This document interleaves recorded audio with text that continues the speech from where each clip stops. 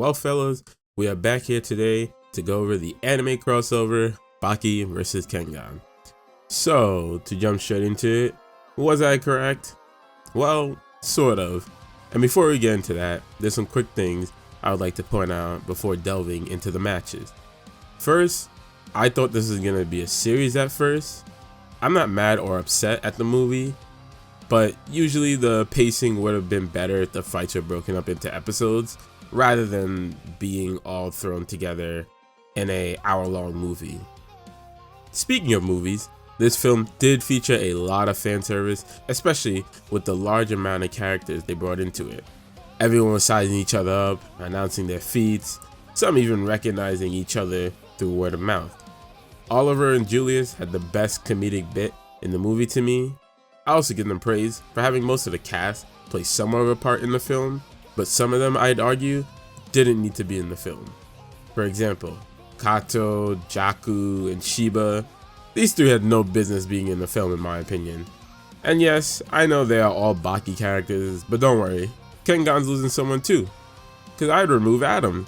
Yes, him and Shiba was there for the comedic purpose, but that whole bathroom bit just seemed like a waste and wasn't that funny, so I'm fine just erasing that scene. The leading up to the tournament was a good, simple reason. My only question is, when does this movie take place in the universe?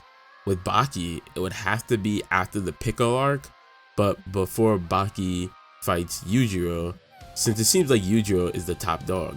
In Kengan, I'm not so sure, cause Omaha still uses his advanced / possessed form in this movie, and if you've seen season 2 of Kengan, then spoilers, you would know it wouldn't be smart for Omaha to use that form again because it nearly killed him and almost caused him to miss his match. So this would have taken place soon after his fight with Ryan. I don't know if he used it again after season 2, haven't read the manga, not even sure if this is canon, but it's still cool to consider stuff like this with anime movies. Now, onto the results. Ping versus Hanayama. Well, I called this one, folks. Ping did honestly better than I thought against Hanayama, someone who's basically a tank and a heavy hitter. The second Ping got his arm crushed and started headbutting his fist, it was already game over. That's one thing I really did enjoy, was how graphic the movie got at times. However, one criticism I have with this match is literally them using this Hanayama swinging punch animation like 5 times. Y'all could have definitely spiced it up here. Lastly, for this match, as Gowland said, poor Ping. My boy lost his round 2 match in Kengan, and this match in a crossover. He really can't catch a break. Jack versus Ryan. Yes, we are 2 for 2, and I'm glad because I mostly cared about how this match would go, and boy, did it not disappoint. As you all know, I hate Jack, and I'm glad Ryan beat his fake ass. Really didn't expect Jack to take that many bites out my boy either. I'm surprised Ryan was still conscious in the end. This fight to me though was the best and paced way better. Ping and Hanayama was pretty short and repetitive. Nonetheless, it's good to see Ryan reign victorious over the fraud Jack. I will admit though, it did seem very close in the end due to Jack's transformation taking both Ryan and me by surprise, but Ryan still pulled through. Pickle's interruption was a good way to end their match. Once I saw him in the intro, I immediately knew what his role was. I just thought he would appear in the last match. I like the whole rival switch where Baki stopped Ryan and Omaha stopped Pickle, and also put some respect on my boy Omaha's name for knocking some sense into Pickle.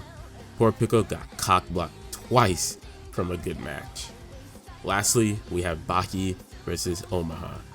Now, I was half right and half wrong with this. I was more on the side that Baki would take the win, but I also speculated that an interruption would happen and stop them from battling, and as we all would have guessed, it was declared a tie after being interrupted. I'm fine with the way things ended. It pleases both fan audiences and even teased a part 2. Omaha did very well though, better than I expected. Overall, this fight was done well, and I'd say it's worth the hype. Very cool to see them use my favorite moves like the whip slap and Omaha's iron breaker along with his possessed form. Now Yujiro coming in at the end was something I did not expect. Dude recognized his strength and was willing to fight Omaha. Then this dude Kuroki pops up out of nowhere and Yujiro is excited to fight him. Is Kuroki really built like that? Once again, I didn't read the manga, so I don't know, but damn, if Kuroki got hands like that, then count me in if they fight in part 2. By the way, those two were the teaser for the part 2, along with Baki and Omaha possibly fighting again. And that's the end of that. Now one thing I don't understand is originally I was gonna say Ayakaza has no reason of being there, but then he was shown to tease fighting those 5 criminals we saw in Baki 2016 season. Very cool and unique idea that I would love to see play out, but I don't know how the hell that's gonna happen realistically. Overall though, crossover movie was cool. I once again think it should have been a series, like 2 to 3 episodes leading up to the tournament. Then the first 2 fights gets 2 episodes each, maybe a non-tournament fight for 1 episode, and have the final match be like 3 episodes. And lastly, the epilogue could be another episode, and boom, you have a whole season right there.